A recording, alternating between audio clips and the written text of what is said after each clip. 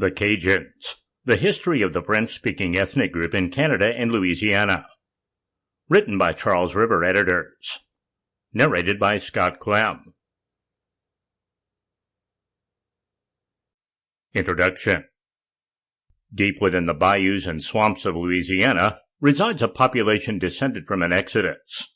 These people, called Cajuns or Acadians, were expelled from their homelands.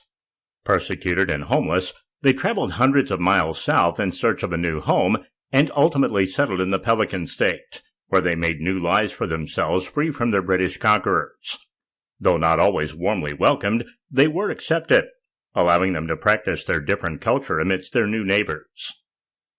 Though their home has changed flags over the centuries, the people themselves have remained, retaining a culture that goes back several centuries. While people continue to assimilate, some have continued to live same lifestyles their ancestors did for generations, and they continue to fascinate outsiders, so much so that they occasionally end up being featured on the History Channel. The Cajuns, the history of the French-speaking ethnic group in Canada and Louisiana, profiles the people, from their origins to their history across North America. In this audiobook, you will learn about the Cajuns like never before. The first Acadians. The Acadian name initially derived from one of the first explorers in the region, Giovanni da Verrazzano, who charted the coast of what would eventually be Newfoundland. As one source noted, his 6-month voyage is one of the most important in North American exploration. Though it failed to reveal a passage to China, it enabled Verrazzano to be the first to report that the New World which above I have described is connected together, not adjoining Asia or Africa, which I know to be a certainty.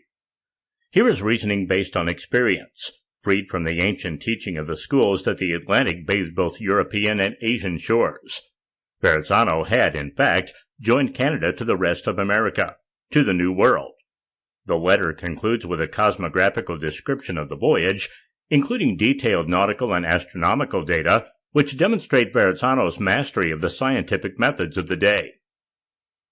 Verrazzano's notations include the term Acadia, but he used the name for a location that one might not have originally guessed. Arcadia, the name Giovanni gave to Maryland or Virginia, on account of the beauty of the trees, made its first cartographical appearance in the 1548 Gastaldo map, and is the only name to survive in Canadian usage. It has a curious history.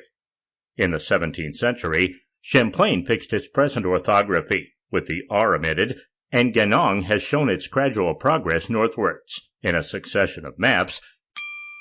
Sample complete. Ready to continue?